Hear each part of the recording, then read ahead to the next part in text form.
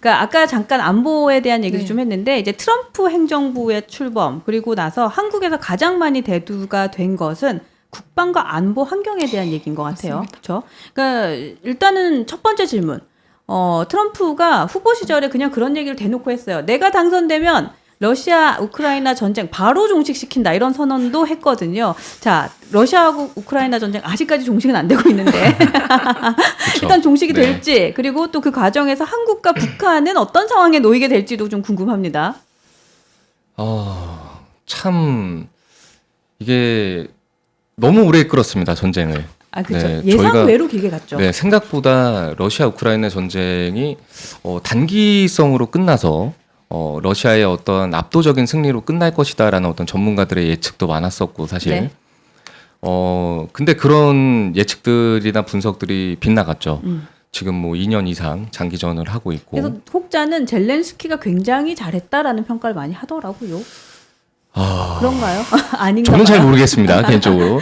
네. 다만 여기서 우리가 좀 중요하게 바라봐야 되는 점은 트럼프 대통령이 이제 2기 행정부를 구성하기 전에 이제 당선인 이전부터 후보자 시절부터 호언장담을 했었던 게 내가 대통령이 되면 우크라이나 전쟁을 종식시키겠다. 네.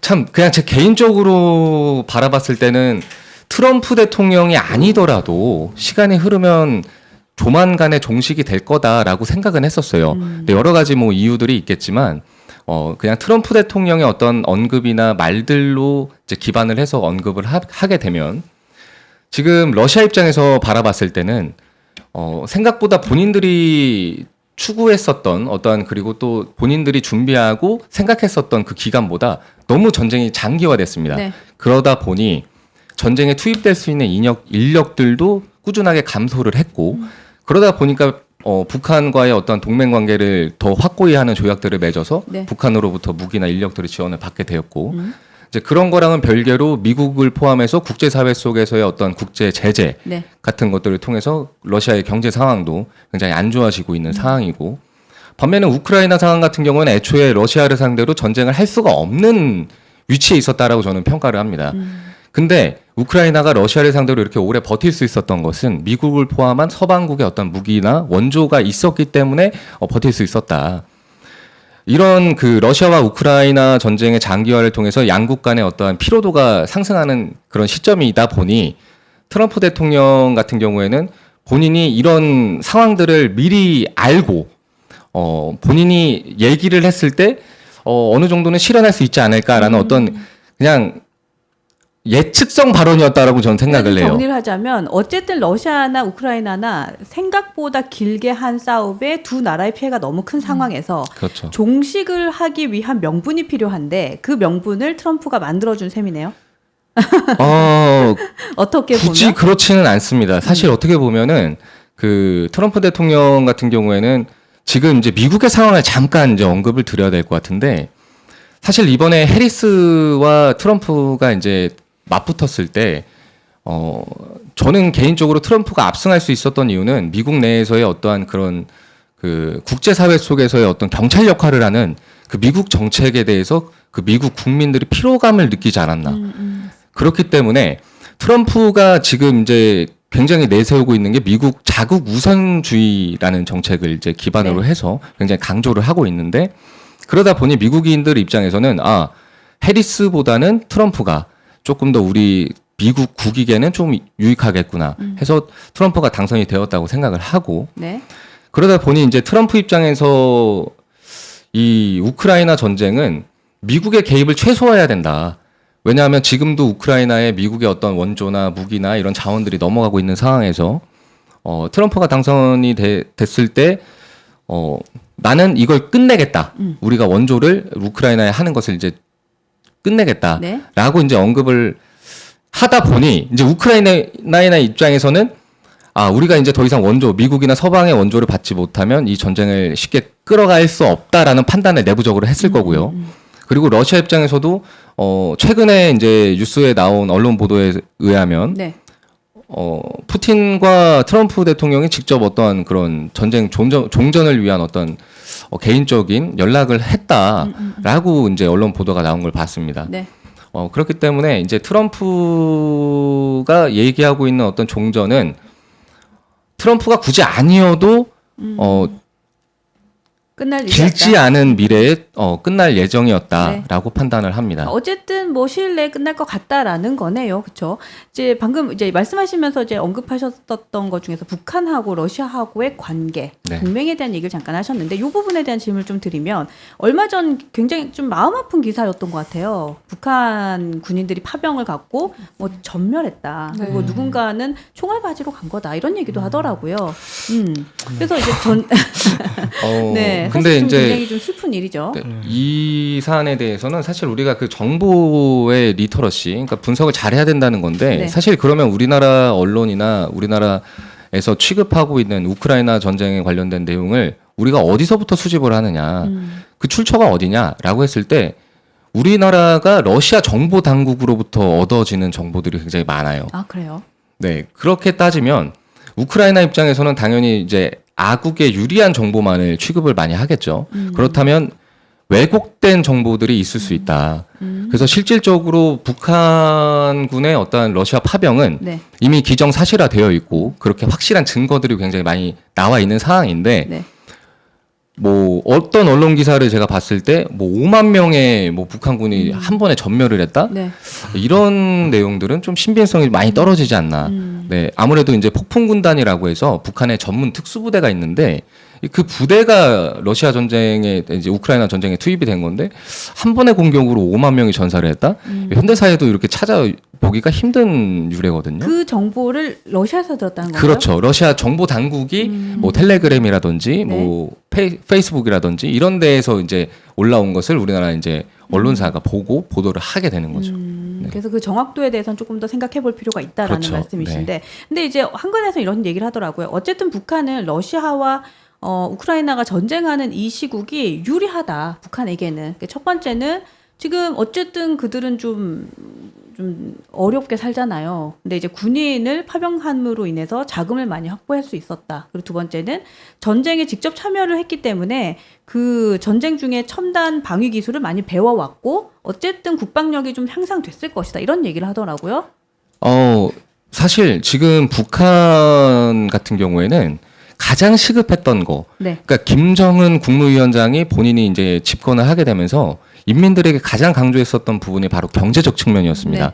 그래서 인민들에게 뭐라고 얘기를 했었냐면 나의 목표는 우리 인민들이 배골지 않게 내가 따뜻한 쌀밥 먹여주는 거다. 먹고 사는 문제가 그렇죠. 있습니다. 근데 그걸 통해서 사실 이게 이제 트럼프 대통령이랑 왜 밀접한 연관이 있냐면 기존의 트럼프 1기 행정부 때 우리나라 이제 그 당시 문재인 전 대통령 네. 그리고 김정은 국무위원장 해서 같이 싱가포르에서 만나기로 했었죠. 근데 결국에 우리나라 대통령은 참석을 못했습니다. 네. 그래서 단독으로 김정은과 트럼프 대통령의 어떠한 그 만담이 성사가 되었고 그 가운데에서 이야기가 나왔던 게 뭐였냐면 트럼프 대통령은 이렇게 얘기를 하죠. 북한아, 핵 포기해라. 그리고 북한 원자력 발전소 니네가 일부 폭발을 하면 우리가 경제 제재 일부 해제해 줄게. 라고 약속을 했고 북한의 김정은은 자국으로 돌아가서 일부 폐쇄를 했습니다. 약속을 어떻게 보면 지킨 거죠, 김정은은. 네, 네. 근데 우리 이렇게 폐쇄를 했으니 폭발을 시켰으니 이제 우리 일부 경제 제재 해제해 줘라. 라고 이제 미국에 얘기를 하니까 그 당시 트럼프 대통령이 그런 얘기 없었고 아예 다 너네 폐기해야 우리가 제재 풀어줄 거야. 이렇게 얘기를 했던 거죠. 이제 이런 상황에서 북한은 미국과 우리나라의 대화 관계가 어떻게 보면 단절된 상황인 거예요. 자, 그러면 북한과 중국의 상황을 한번 보면 네. 북한은 김일성 체제 그 이후에 김정일 체제부터 시작했을 때 굉장히 북한 내부에서 두려워했었던 게 뭐냐면 중국의 자본이 북한으로 들어와서 북한의 경제가 중국에 종속되는 거를 네. 북한 내부에서도 굉장히 경계하고 있었던 상황이에요. 그러다 보니 북한이 어떻게 보면 중국과의 어떤 경제 종속을 안 하기 위해서 나름대로 막 고군분투를 하고 있었던 말이죠. 네. 미국이랑 우리나라랑 대화를 하면서. 근데 우리나라와 미국과의 대화가 잘 안 되면서 그런 와중에 또 코로나 팬데믹이 오게 됩니다. 국경이 봉쇄되고 굉장히 이제 경제 활동을 할 수 있는 어떤 시스템이 많이 붕괴가 됐죠. 물리적으로 다 이렇게 막혔죠. 네, 그런 상황에서 북한 입장에서는 이걸 타개할 수 있는 방법을 계속 꾸준히 모색했던 거예요. 그래서 우리 뭐 달라 하면서 미사일도 쏘고 핵 무기 개발도 하고 도발을 했죠. 이랬던 상황에서 우연치 않게 우크라이나 전쟁이 발발한 겁니다. 북한은 호재를 불렀던 거죠. 그러니까 전쟁 전에 북한의 상황과 전쟁 후에 북한의 그 니즈가 딱 맞물렸네요. 그렇죠. 우크라이나 전쟁 이전의 상황을 우리가 북한의 경제 상황을 조금 이해를 해야 네. 앞으로 이제 어떻게 이 전망이 흘러갈 건지를 알기 때문에 이제 사전적으로 설명을 드린 건데 네. 어쨌든 간에 이런 우크라이나 전쟁을 통해서 북한과 러시아는 정전 그 협정을 맺게 됩니다. 관련해서 네. 동맹 관련해서 협정을 맺게 되는데 이게 왜 좀 의미가 있냐? 북한이나 러시아의 어떠한 군사적인 문제가 발생을 하게 되면 네. 아무런 거 묻고 따지지 않고 러시아군과 북한군이 각각 국가에 참여를 하겠다. 아, 파병을 하겠다라는 그 협정이 그 내용 안에 들어가 있어요. 그게 지금 지난 6월에 체결한 러시아하고 북한의 전략 동반자 협정인가요? 그렇죠. 네, 맞습니다. 네. 이런 상황에서 이제 이런 협정을 체결한 이후에 북한의 상황을 조금 더 보면 네. 북한이 가장 신경 쓰고 있었던 게 앞서 말씀드렸듯이 경제라고 말씀드렸잖아요. 러시아와 북한이 딜을 한 거죠. 우리가 너네 지금 인력 부족하고 전장에서 싸울 수 있는 군인이 부족하니까 우리는 그러면 특수부대를 너희에게 파견을 할게. 그럼 너희는 우리한테 뭘 줄 수 있는데? 라고 물어봤을 때 러시아는 뭐라고 했을까요? 기술력이겠죠. 자원, 정답입니다. 기름? 정답이겠죠. 사실 정말 늦으셨잖아요. 천연자원에 대한 문제도 근데 네, 그것도 굉장히 중요한 것 뭐 같아요. 연관이 되어 있어요. 네. 근데 그것보다도 북한의 입장에서 가장 중요했던 건 돈이었습니다. 북한산 무기가 러시아로 넘어감으로 인해서 받는 어떤 경제적인 보상 그리고 이거와 상관없이 궁극적으로 북한이 만들고 싶었던 대륙간 탄도미사일의 완성, 인공위성을 우주 궤도로 쏘아 올릴 수 있는 그런 그 추진체, 네. 엔진의 어떤 기술력, 여러 가지 우주 항공 분야에서의 어떤 기술력들을 네. 러시아로부터 전수를 받는다. 이것들을 통해서 북한은 국제사회 속에서의 어떤 그 협상 테이블에 나설 수 있고 아. 이걸 통해서 경제적 문제를 타개할 수 있다. 곧 더 나아가서는 한반도의 안보 상황에서 대한민국과 어떠한 그런 경쟁 속에서 자신들이 우위를 점하겠다.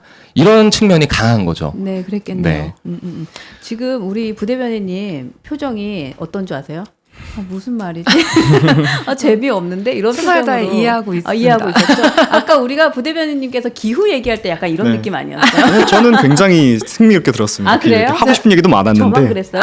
제가 사실은 들으면서 무슨 생각했냐면 네. 사람들이 저한테 기후가 어렵다는 이야기 정말 많이 하시거든요. 네. 근데 댓글 상황을 봐도 그 안보 이야기 나오고 나서 댓글 4개인가 이제 달렸거든요. 기후 때는 좀 많이 달렸었는데 그래서 이게 기후보다 어려운 게 안보인 것 같다라는 생각을 좀 네. 하고 근데 굉장히 있었어요. 흥미로웠어요. 이게 네. 안보라는 게 네. 이게 단순히 하나만 놓고 생각할 수가 없어요. 그러니까 역학관계가 굉장히 네, 복잡한 이게 것 같아요. 국제적인 어떠한 관계, 국제 정치, 맞습니다. 그리고 뭐 기후, 에너지, 뭐 경제 분야까지 다 연관이 되어 있다 보니까 네. 사실 좀 딥하죠 내용이. 저는 사실은 이제 안보 얘기가 나오고 아까 우크라이나 전쟁 이야기도 나와서 꼭 이제 이야기를 하고 싶었던 물어보고 싶었던 게 뭐냐면 네. 지금 이제 아까 얘기하신 게 우크라이나 전쟁은 지금 러시아와 우크라이나 양측이 모두 힘든 상황이기 때문에 곧 끝날 것이다라고 하고 그건 이제 합리적인 굉장히 이야기죠. 실제로 어려운 상황이니까. 네. 그런데 제가 이제 실제 역사를 봤을 때 전쟁이라는 게 그렇게 합리적으로 가지 않는 경우가 많다는 겁니다. 그렇죠. 특히 이제 러시아 같은 경우에는 독재 국가다 보니까 이게 국가적으로 생각했을 때는 그게 합리적일지언정 푸틴 한 사람에게 합리적이지 않으면 그건 또 합리적이지 않거든요. 그리고 또 우크라이나 입장에서는 자신들이 지금 실제 영토를 잃었고 침략을 당하는 입장에서 거기에 대한 휴전이 이제 국제적인 압박이 온다고 해도 거기에 굉장히 반발할 거거든요. 대표적으로 이제 우리나라만 해도 6.25 전쟁 당시에 휴전에 대한 압박이 있었을 때 이승만 대통령 굉장히 반발했지 않습니까? 근데 사실 그때 우리 미군이 안 도와주면 전쟁 더 이상 수행할 수 없는 뻔히 아는 상황에서도 그렇죠. 끝까지 저항을 해요. 그 전쟁을 끝내지 않으려고. 그럼 과연 젤렌스키가 그것을 순순히 받아들이고 전쟁을 끝낼 것인가? 그래서 지금 이제 이야기 나오고 있는 게 자기들 그러면 핵무장하겠다 이야기가 나오고 있지 않습니까? 그러니까 실제로 젤렌스키는 그럼 땅 뺏기고 내가 이렇게 길게 전쟁까지 했는데 항복까지 해야 돼? 이런 얘기를 하고 있죠. 그런데 이제 이 핵무장이라는 게 실제로 이제 우크라이나 같은 경우 과거 핵무기를 보유했었던 적이 또 있고 하니까 네. 이게 또 자기들은 쉽다라고 주장을 해요. 그럼 과연 이게 과연 정세적으로 어떻게 진행될 것인가? 굉장히 좋은 질문이세요. 네. 네, 사실 이 부분에 대해서 일반 국민분들도 굉장히 궁금해하시는 부분이고, 그렇죠. 제 생각에는 그렇습니다. 최근에 푸틴 대통령이 직접적으로 트럼프 당선인에게 이야기했다라고 언론 보도가 난 것 중에 하나가 나는 종전을 희망한다. 네, 라고 이야기를 했고, 본인도 미국의 개입을 통한 어떤 종전 테이블에 적극적으로 참여 의지가 있다. 라고 푸틴 대통령이 직접 뭐 이야기를 했다라고 언론 보도가 난 기사를 봤는데, 이제 그거와는 별개로 푸틴이 아까 이제 말씀하셨던 것처럼 국가적인 차원이 아니라 개인의 권력 유지를 위해서도 종전을 선택할 거다라고 생각합니다. 왜냐? 이제 좀 있으면 푸틴 대통령이 다시 한번 선거를 치러야 되는 시점이 다가오게 돼요. 근데 이미 지금 전쟁을 통해서 러시아 내부에서의 어떤 푸틴 대통령에 대한 불만이 굉장히 많이 쌓여 있는 상황이에요. 그렇죠. 네. 그러면 여기서 이거를 더 이상 안 좋게 부정적인 상황으로 끌고 가지 않고 자기의 지지율을 회복하고 자기가 재집권하기 위해서는 이 아무래도 아무리 공산한 국가여도 국민들의 어떤 여론은 수렴을 해야 되지 않나. 네. 그래서 푸틴이 그런 여론을 의식해서 트럼프 대통령에게 나는 종전 테이블에 적극적으로 참여하겠다라는 어떤 의사를 표현하지 않았나라는 네. 러시아 측의 어떤 의견을 이야기할 수 있겠고요. 우크라이나 입장에서는 사실상 미국이 우크라이나에게 요청했던 거는 너네 종전하지 않으면 우리 더 이상의 지원이나 무기의 어떠한 공조는 없을 것이다. 라고 트럼프 대통령이 당선인 때부터 그냥 얘기했던 상황인 그렇죠. 거예요. 네. 그래서 아까 말씀하셨던 것처럼 그럼에도 불구하고 우리는 원조 받지 않고 우리는 전쟁을 계속 수행하겠다. 그러면 국제사회에서 지탄해봤겠죠. 우크라이나가. 네, 당연한 문제인 거고요. 그리고 이건 과거의 역사인데 간략하게만 말씀드리면 우크라이나가 과거에 핵을 보유했었습니다. 네. 근데 이거를 포기한 이유는 뭐냐면 우리는 더 이상의 러시아와의 관계보다는 나토에 가입을 하겠다.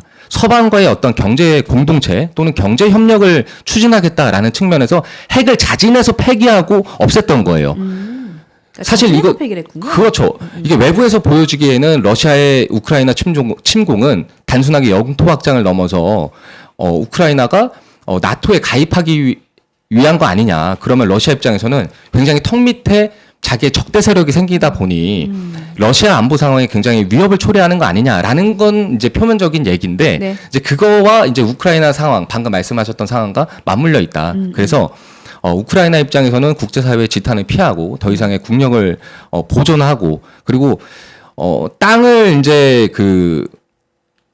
본인들이 되찾아오겠다라는 거는 본인들의 희망 사항인 거지. 그래서 이제 국제사회와 트럼프 당선인이 제시를 했던 거는 네. 러시아가 수복한 땅을 유엔군이 들어가서 점령을 하겠다.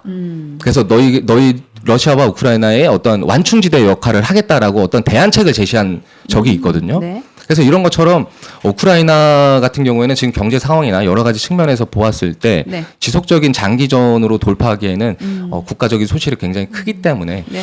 그럼 우크라이나가 일정 만약에 부분, 핵무기를 정말로 개발하려고 한다고 한다면 그 네. 가능성이 있나요? 그러니까 지금 자기들은 할 수 있다라고 이야기하는데 아까 얘기하셨다시피 그런 건 자기들에게 유리하게 말하는 걸 수도 있지 않습니까? 그렇죠. 근데 네. 만약에 저는 그게 진짜 가능하다면 굉장히 또 전 세계적인 안보 불안 위기가 다시 한번 올 수 있다고 보는데 그러니까 현실성에 대한 예, 문제. 예. 이 우크라이나, 그러니까 이 핵 관련 문제를 또 얘기를 언급을 드리면 좀 말이 길어질 것 같아요. 짧게 하겠습니다. 네.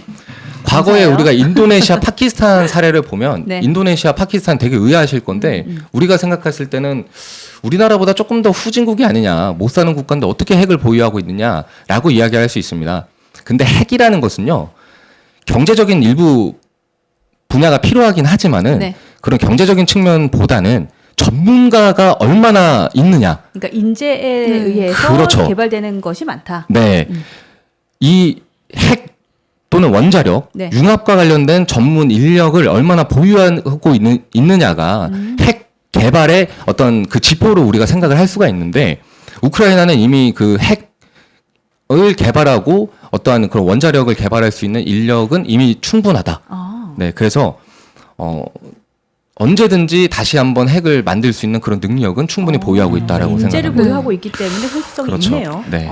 좋습니다. 그리고 또 기술적으로 이런 이야기도 들었었는데요. 네. 사실 그 핵 발전 있잖아요. 원자력 발전이 사실은 조금 더 어려운 기술이다. 왜냐하면 속도를 조절해서 이거를 계속 꾸준하게 발전이 될 만큼 이렇게 발전을 만들어야 되는 건데 한 번에 빵 터뜨리는 거는 사실은 오히려 그럴 수 더 있겠네요.